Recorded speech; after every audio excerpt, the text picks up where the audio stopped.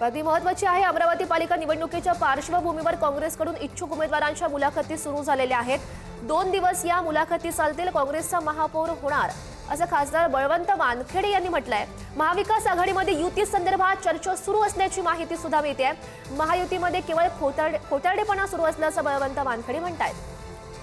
स्थानिक स्वराज्य संस्थेच्या निवडणुकांच्या नंतर आता महानगरपालिकेचा बिगुल वाजलेला आहे आणि अमरावती महानगरपालिका ही महत्त्वाची महानगरपालिका आहे।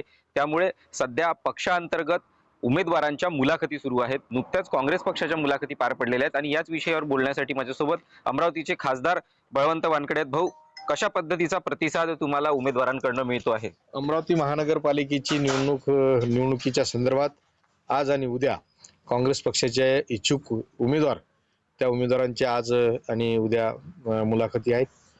आता जर आपण पाहिलं तर इथे प्रचंड गर्दी आणि प्रचंड उत्साह लोकांमध्ये होतात। एकेका जागेसाठी 3-3, 4-4, 5-5 उमेदवार आहेत। आम्हाला तारेवरची कसरत आहे की ते, कारण एकापेक्षा एक सरस असे उमेदवार असल्यामुळे त्यांची निवड होण्यासाठी सुद्धा आमची दमछाक होणार आहेच। प्रचंड उत्साहामध्ये आहेत।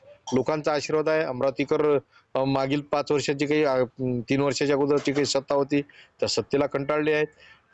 कचऱ्याचा प्रश्न होता, साफसफाईचा प्रश्न होता आणि अनेक प्रश्न जनतेच्या निगडीत प्रश्न आहेत। त्या प्रश्नासाठी काँग्रेस त्यांना एकमेव आशेचा किरण दिसते। म्हणून येणाऱ्या निवडणुकीत काँग्रेस पक्षच सत्तेवर येईल आणि काँग्रेस पक्षाचाच महापौर होईल।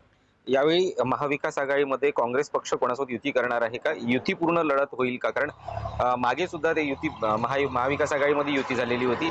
या महानगरपालिकेत तसं चित्र राहणार? त्या संदर्भात अजून काही निर्णय झाला नाही, परंतु वरिष्ठ पातळीवर तो त्या संदर्भात विचार विनिमय चालू आहे। मग अजूनपर्यंत काही निर्णय झालेला नाही। येणाऱ्या काळात काही सांगता येईल। त्यापासून प्रज्योत छगन जाधव।